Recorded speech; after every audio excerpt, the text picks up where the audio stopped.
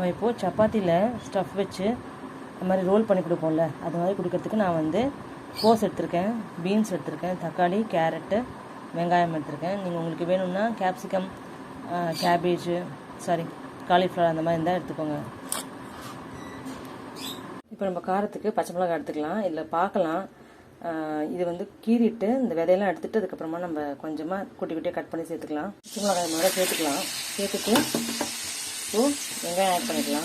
காரத்துக்கு கொஞ்சம் நம்ம இந்த ரெட் சில்லி பவுடர் சேர்த்துக்கலாம். கொஞ்சம் தான் சேர்த்துக்கலாம், ரொம்ப சேர்க்கல, ஏன்னா ஆல்ரெடி பச்சை மிளகாய் இருக்கிறதுனால காரம் ஆகிடும் சொல்லிட்டு கொஞ்சம் தான் சேர்த்துக்கேன். இப்போது ஒரு தட்டு போட்டு மூடி வேக வச்சிடலாம். இதில் கொஞ்சம் ஸ்ப்ரிங் ஆனியனும் கொத்தமல்லியும் சாப் பண்ணி போட்டாச்சு. இப்போ இது வதக்கிடுச்சு, இதை ஆஃப் பண்ணி சப்பாத்தி நான் ஏற்கனவே செஞ்சு வச்சுட்டேன். இதில் வந்து இப்போ மைனஸ் ஸ்ப்ரெட் பண்ணிக்கலாம்.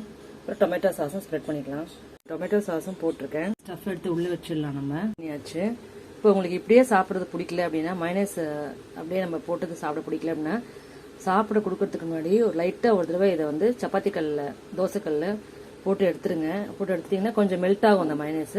இப்போ சாப்பிட்றது நல்லாயிருக்கும். பிடிச்சிருந்ததுன்னா ஒரு லைக் போட்டு சப்ஸ்கிரைப் பண்ணுங்கள் ப்ளீஸ்.